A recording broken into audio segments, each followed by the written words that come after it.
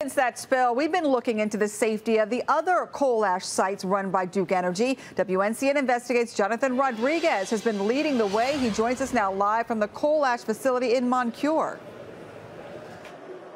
Well, good evening, Melanie. We're here at Moncure School. The meeting got started about 4:30. You can see it's kind of a drop-in style meeting, so they have different booths set up where you can ask about different questions, whether it's fleet management or the big question, as Derek talked about, where will Duke Energy put all of this coal ash? But also today, we got a chance to tour the Cape Fear station. It's just a couple of miles here to see what those ash ponds look like and to talk to Duke about some of the violations they've had at that facility.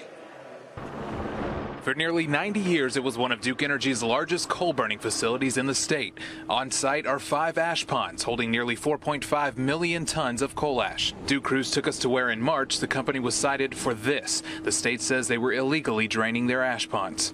Our teams identified the need to make a repair to the pipe, and to do that, we felt it in the best interest of safety if we lowered the water in the basin. Now, this is one of the 2 ponds where the state estimates Duke Energy pumped about 61 million gallons of toxic water into the Cape Fear River. But if you ask Duke Energy, they still maintain they did nothing to violate their permits. We believe that we worked within our permit requirements and did it in a manner that was within the permit. During the state's investigation, Duke was also cited for a crack found along the basin wall. Over a couple weeks, we saw that expand, and so the decision was made to complete a repair on the ash basin wall here. And as you can see, this is the work that was done.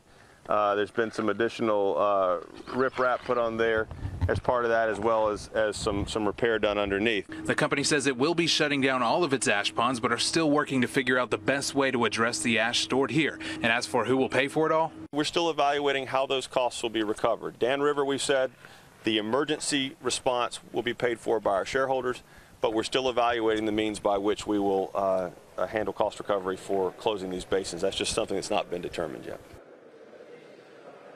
Now, if it's not the shareholders, of course, it will be the ratepayers. The customers will end up footing that bill. We'll continue to push Duke Energy for answers, but if you have questions of your own, this meeting is going on until 7:30. Guys, back to you. All right, thanks, Jonathan.